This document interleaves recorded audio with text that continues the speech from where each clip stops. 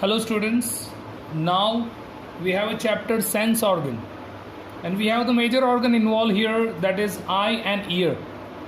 But before that we should know that which kind of different receptors are involved for all this sense organ. We have 5 different senses: ear, tongue, nose, skin and eye. And all these different sense organs possess a different type of receptors. So we have some receptor in the list. Now that receptors are, so we have this list of receptors: mechano, chemo, photo, thermo and phono. Mechano based on touch or pressure, so skin is the organ. Chemoreceptor related to taste and smell, so nose and mouth are involved in that. Photoreceptor vision, okay, that means it based on a light, so eye is the organ involved over there. Thermoreceptor based on heat and cold, those kind of senses, so it is actually being filled on the skin. And phonoreceptor, that is for hearing, so the organ involved is ear. So we are going to start with the first organ, that is eye. You know that eye is located into the orbit, and that orbits are like a socket in which these eyes are placed quite deep into it.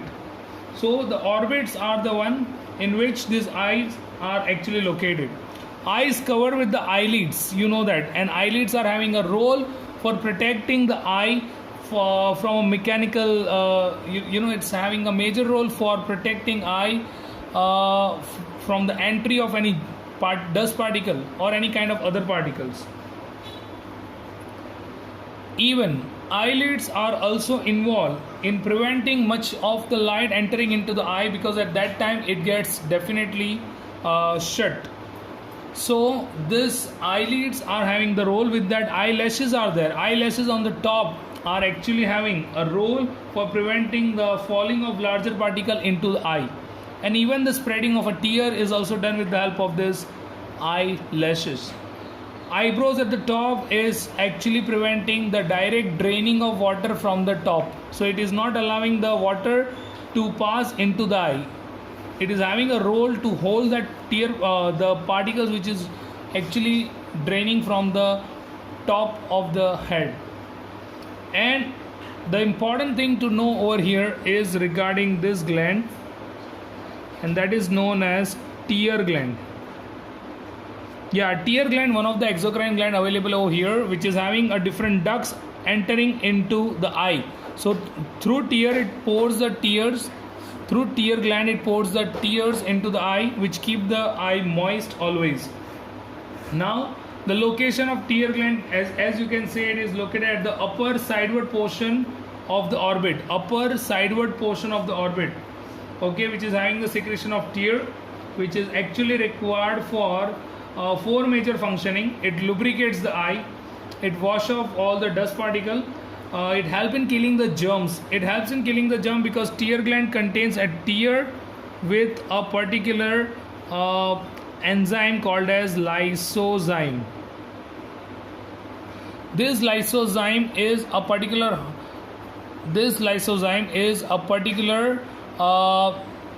enzyme which is responsible for killing of germs.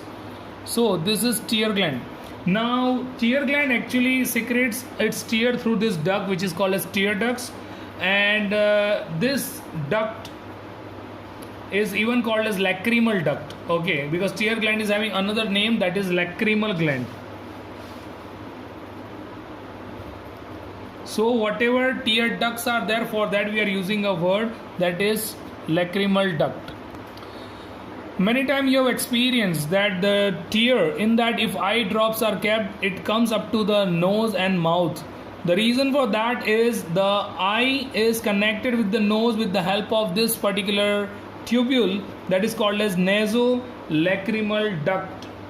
Okay, so this lacrimal duct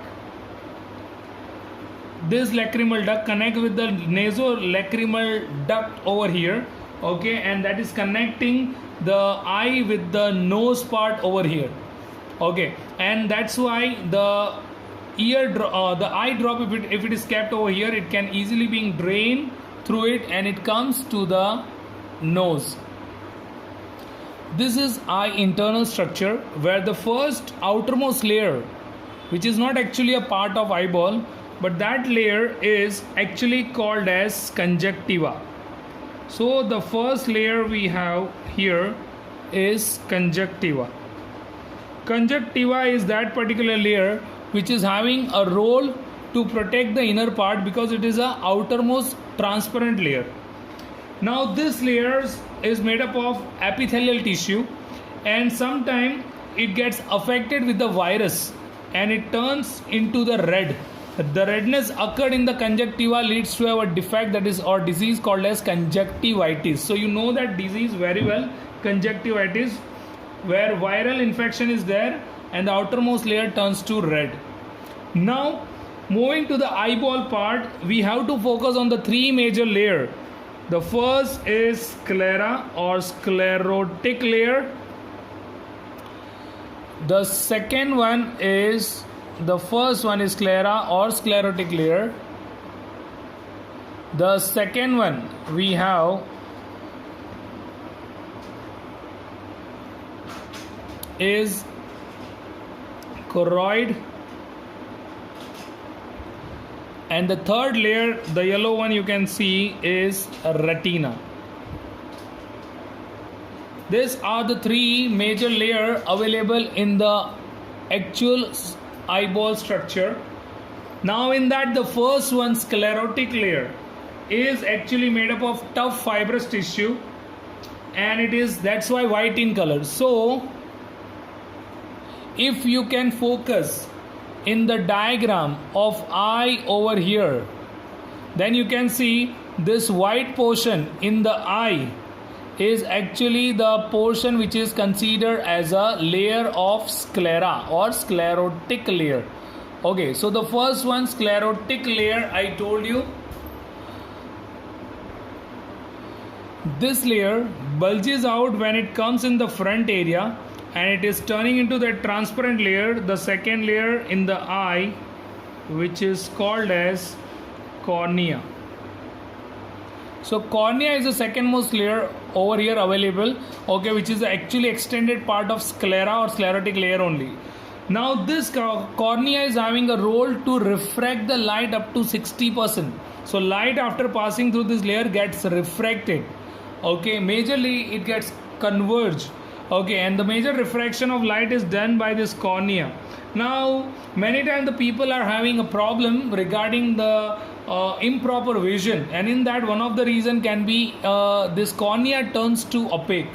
Okay, this cornea is actually transparent one, but it turns into opaque, and that is a reason for having improper vision or blindness. And in such case, the cornea of a healthy person can be replaced, can be transplanted, okay, can be grafted to the eye, and the person can have a proper vision. So that is a technique where cornea also can be replaced. Moving to the next part is a choroid layer, which is richly supplied with the blood vessels. So I kept it in a red color. So this choroid is majorly rich with the blood vessels and also with a pigment named as melanin. So in choroid layer, melanin pigment is available.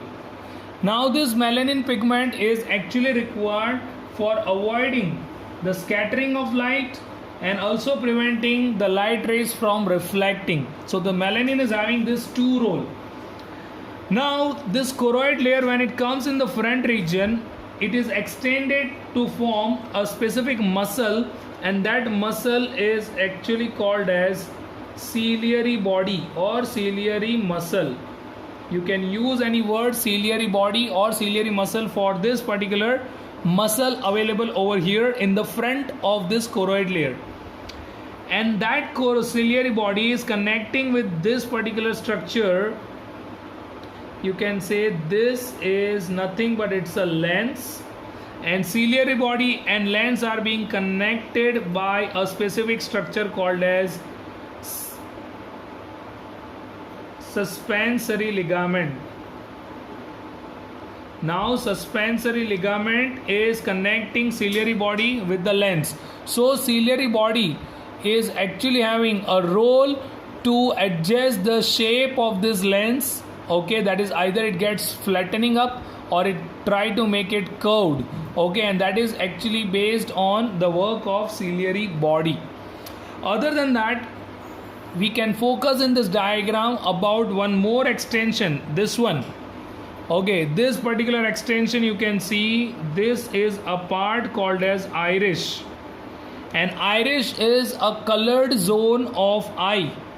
So the major iris is actually the extension of the choroid layer only in the front of a lens, and that particular part is a colored part. But it's not just having a role to coloring that part, but it's having a role to control the amount of light entering through this eye. How come? Because a space left over here is actually called as pupil. Now pupil is a dark zone. Pupil in your eye is a color, black color part in a center. Like I can show you this particular diagram. You can focus in this diagram over there. The center one is pupil, and this colored area, what you can see, this colored area is indicating, this green color what you can see, it's the iris area. So this iris can be a structure which is trying to be adjusted. Means this iris can be extended or can be constricted. So expansion and constriction of this iris is done by two muscle, which is called as circular muscle and radial muscle. Circular muscle try for constriction of eye, constriction of iris. Constriction of iris means it's trying to pull this muscle more nearer. So if these two muscles are coming more nearer, the area of this pupil gets narrow, and the radial muscle is there, which is responsible for widening of this pupil by stretching it. So if these two muscles are getting stretched, the gap is increased and pupil size is increased definitely. If they are being constricted, the pupil size will be decreased. In this way, this iris work in the eye.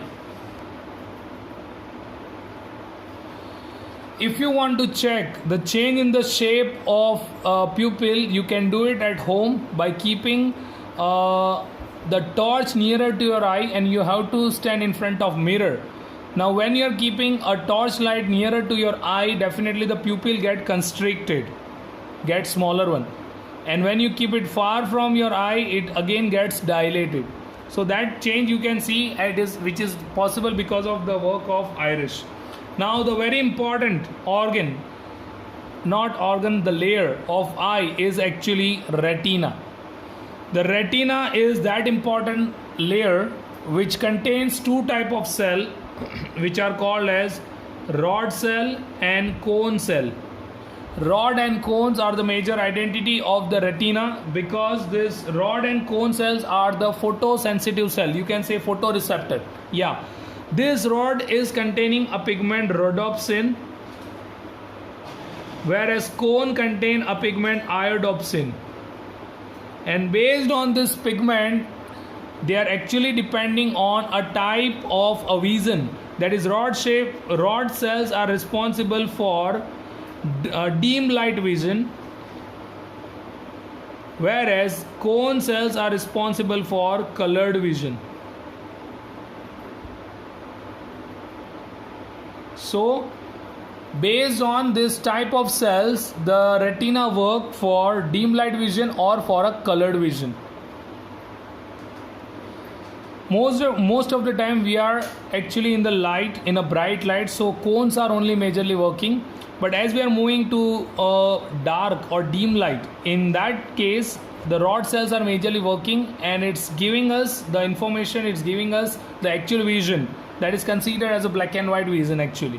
Okay, now this retina contain a very specific area that is considered as a yellow spot, and yellow spot is that particular area on the retina. Like this is yellow spot, This yellow spot is the area where maximum amount of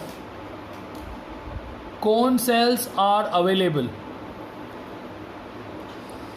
This is a yellow spot which is called as area of best vision, because this is the area where maximum amount of cone cells are available in this area, and that is why most of the image in the bright light is actually focused on retina, and after that the image is being created and that is being passed to the brain.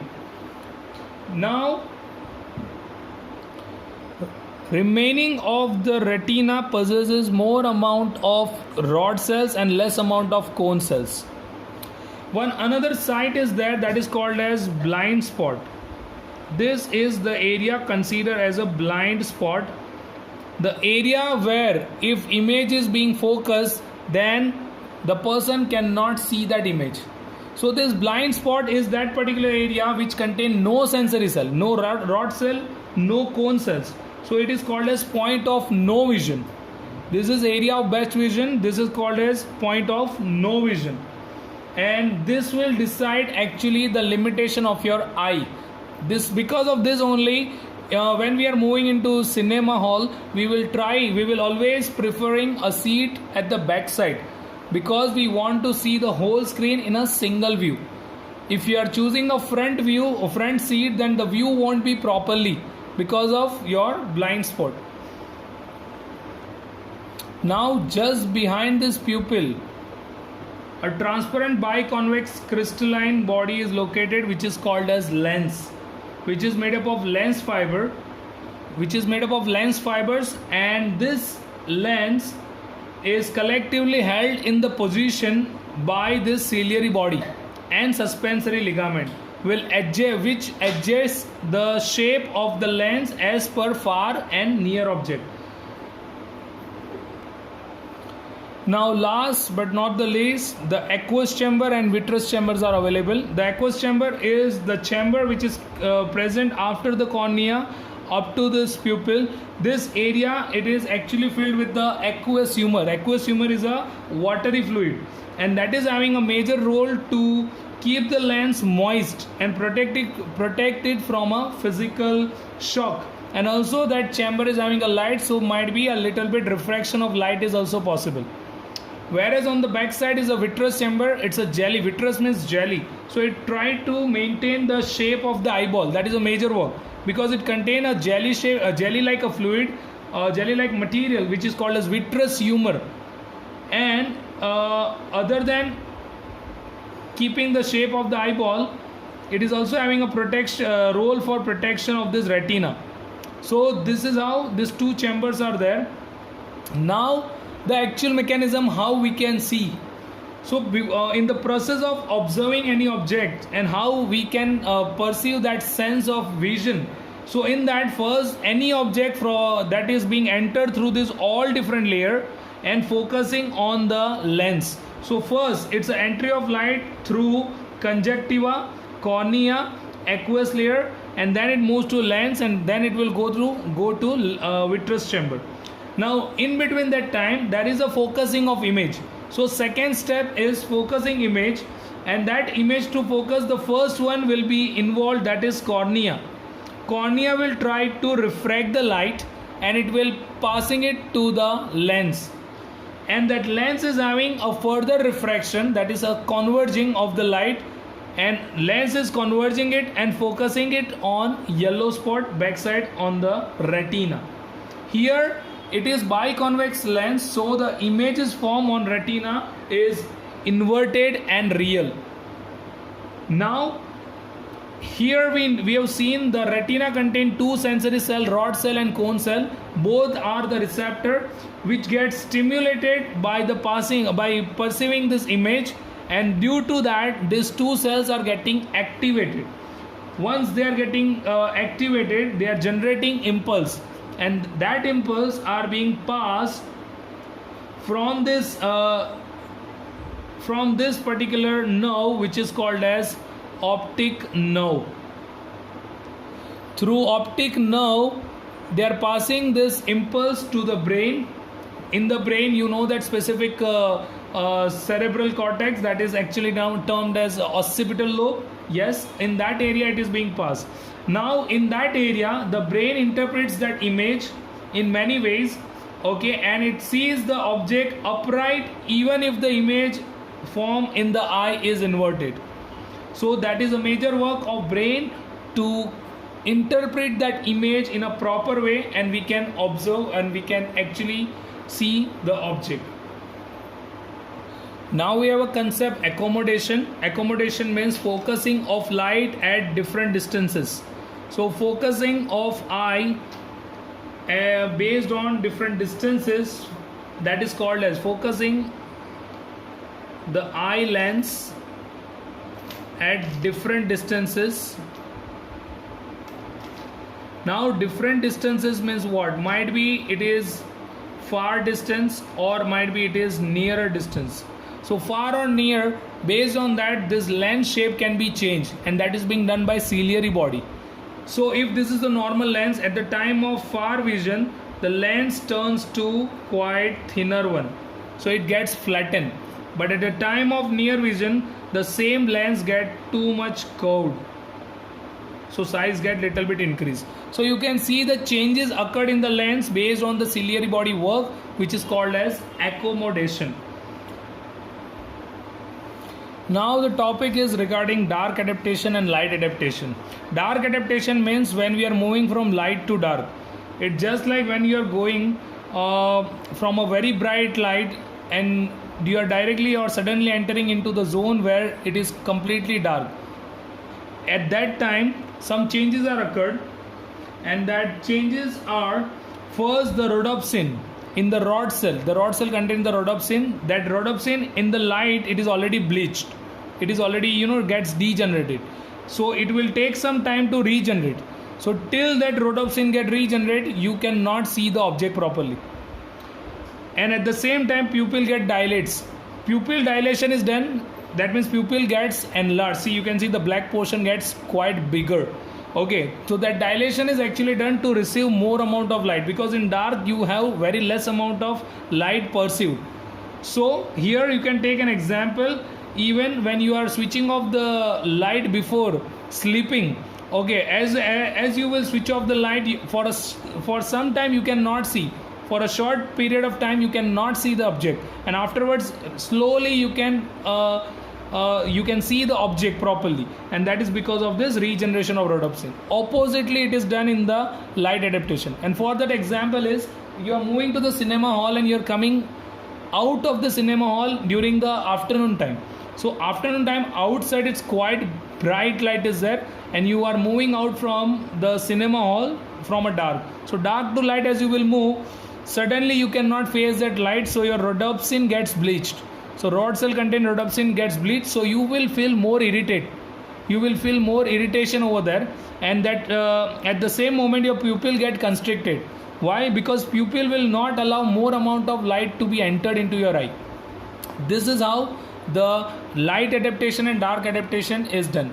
Even for light adaptation we have one example. If you are moving into the dark on the road, and if the headlight of any bike or car is directly passed into your eye, okay, that light as it is being passed, you are keeping your hand to protect or to hide your eye, because you really don't want, or you will not allow much amount of light to be entered into your eye. Next topic is regarding defects of eye. In that the first one we have, it's myopia. Myopia or short sightedness means in this case a person cannot see far distance. Short sightedness means the person can see the short or nearer object but can't see the far object, and reason for that is the image is formed before retina.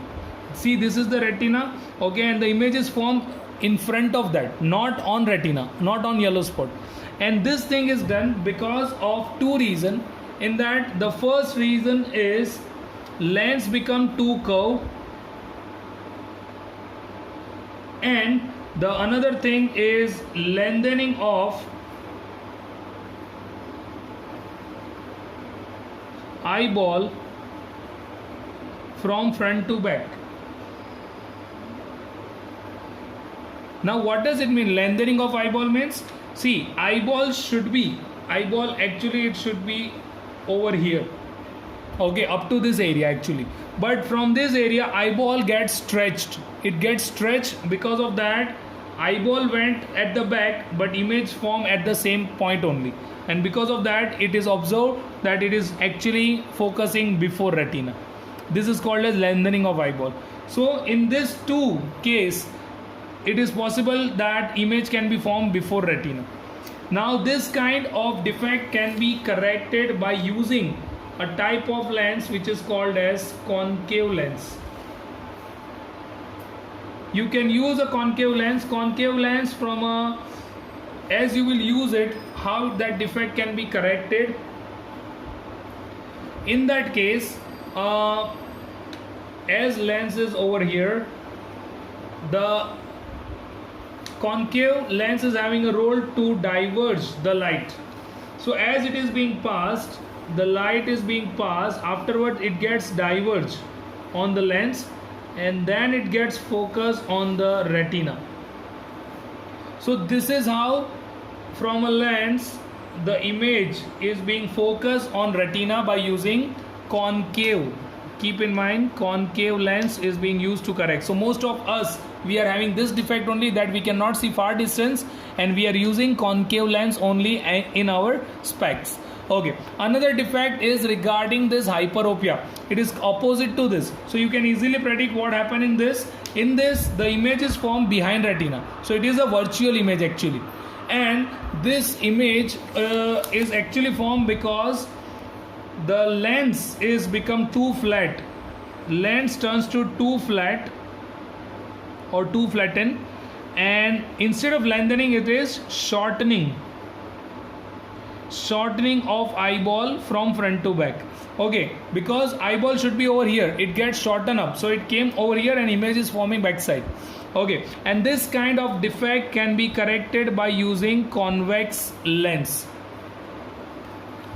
You can see this diagram where I have made a use of a convex lens, and as it is being passed, convex lens is converging the light. So as on converging, it is converged first by this lens and then again by the actual real lens what we have, and then it is focused on the retina. This is how the defect can be corrected. Another defect in that we have astigmatism, in which the cornea, the first layer what we have seen of eye, it is unevenly curved.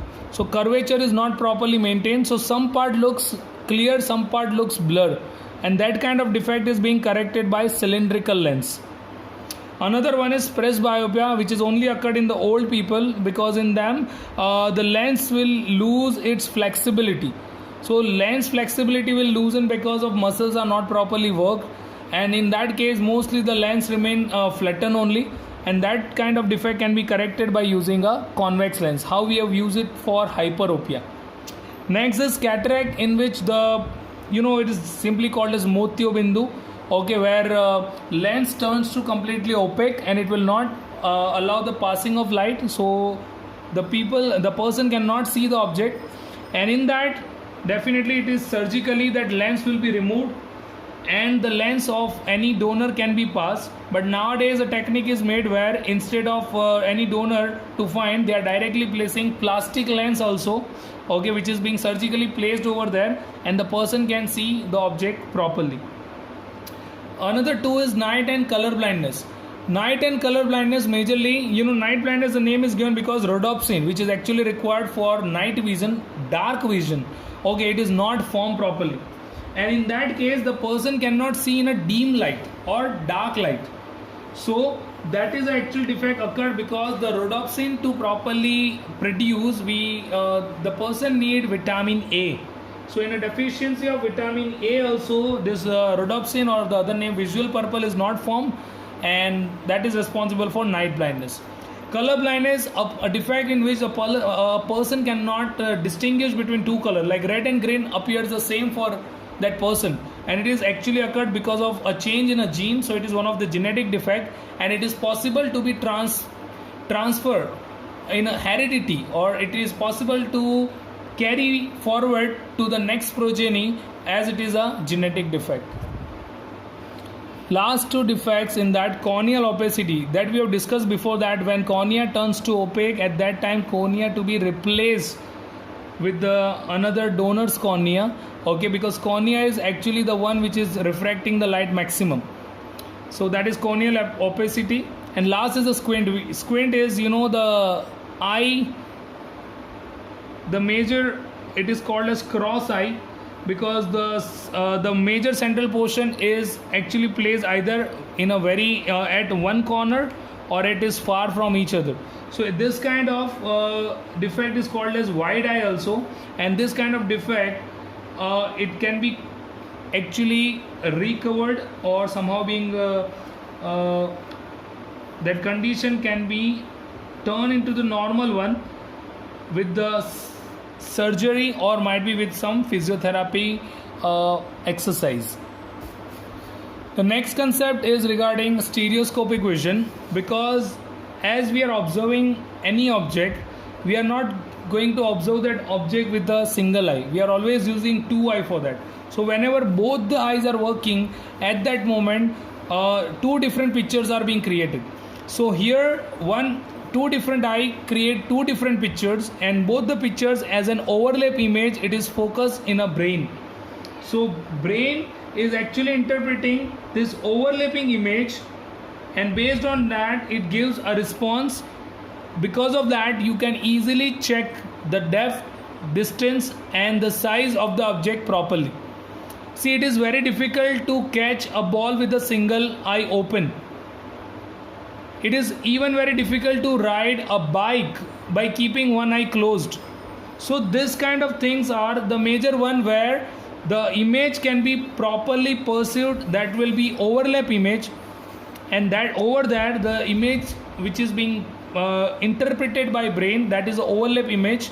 And because of that we will have 3D effect or 3D vision.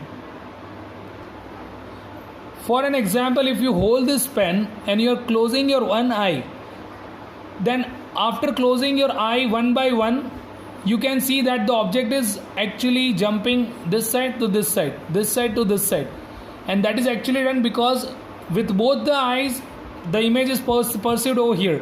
But as you are going to open and close the eye, the different eye, the image is actually jumping like this. This is all about the structure and defects of eye. Now the another sense organ, that is ear, which is having its three parts, that is called as external, middle ear and internal ear or inner ear. Now external ear, it contains only the part that is pinna, which is made up of cartilage, and the auditory canal. So you can focus this auditory canal, which these two are having a role to receive the sound waves. So sound waves are transmitting through this auditory canal and passing up to tympanum. Tympanum is nothing but it's simply called as eardrum. So over there the vibration is arise when the sound wave gets passed. Up to this we can come up to this area, it is actually dividing into external ear. Now in the middle ear part, three bones are there, which is called as malleus, incus and stapes, and collectively they are called as ear ossicle. Ossicle means bone. So collectively they are having a term ear ossicle, malleus, incus and stapes. These three bones are actually having a role to amplitude or magnifying the vibration and passing it to the oval window. Here oval and round windows are there for maintaining pressure, and this oval and round window after that is passing the impulse to the next part, that is the inner part. So up to this area we are involving, it is a middle ear. In middle ear one more tube is there, you can see in the bottom, which is called as eustachian tube, which is having a role to equalizes air pressure. It equalizes the air pressure at the time of transmitting of this the vibration. Now moving forward to the next and the inner part, which is called as cochlea. You can see this is the snail shaped 2.5 ton structure, which is called as cochlea, which is very important organ for hearing. This is the internal tube diagram of cochlea. So internally cochlea contains three different canal, which is called as vestibular canal. The third one is tympanal canal, and the center one is median canal. This three canal filled with a fluid. This all canal filled with a fluid that is called as perilymph and endolymph. So perilymph is available in first and third, and endolymph is available in the center. These two limbs are getting vibrated on passing the vibration from the middle ear, and as they are getting vibrated, they are going to activate one cell that is called as the sensory cells of ear, that is named as organ of Corti. These organ of Corti are the cells for hearing, because they generate the impulse and passing that impulse through auditory nerve to the brain. Okay, that is for hearing. So these organ of Corti are called as sensory cells for hearing, which are available nearer to this tectorial membrane in the base of basilar membrane. This is the major work of cochlea. So the first functioning of hearing is done in this way. The sound waves from outside source, it's pursued by the pinna, it passes through auditory canal, it's stuck to the tympanum, it's over there, it gets vibrated, it sets the vibration. That vibration will be passed through three bones over here, which is called as ear ossicle, which is magnified and passing it to oval window. Oval window and round window is passing it to the cochlea. Cochlea contains those two fluid, endolymph and perilymph. It is also getting vibrated, and as they are getting vibrated, it activates the sensory cells inside them. Just now what I told, that is organ of Corti. As they are getting activated, it generates the impulse, passing it through this auditory nerve, to the brain, and you can have a hearing of a specific sound. Most of the time, whatever sound we are hearing, it is a combination of a different vibration, because this cochlea is having a role to set or to catch the different pitches of the sound. Okay, so based on receiving a different type of vibration, it can have a mixed sound form in that way. And our sensory endings can receive only those from 20 to 20,000 hertz properly, but in that also 1000 to 4000 hertz only it is being easily perceived, and we can hear that particular sound. Another functioning is body balance, and in body balance specifically two type of balancing are there: dynamic balance and static balance. In dynamic balance, this structure is involved, so it is having a role for maintaining a dynamic balance of our body. It is maintaining a dynamic balance because semicircular canal contains a sensory cells in this ampulla, which is required for balancing a body while the body is in motion, while the body is in movement. Okay, that is called as a dynamic balance. So it is being done by this semicircular canal, which is located in this way. It is having two horizontal and one vertical tube is there, which is filled with the endolymph. Another part is this utriculus and sacculus in this area, in this stem, and that actually contains, these two parts actually contains a sensory cells for a static balance. So both are involved in static balance. Utriculus involved in static balance during horizontal movement, and sacculus involves the static balance during vertical acceleration. Both these organs, semicircular canal and utriculus and sacculus, are actually involved in their functioning by generating impulse through this sensory cells available in them, passing it through this auditory nerve to the brain, and brain is involved in balancing this body either in dynamic way or in a static way. This is all about a sense organ. Thank you all.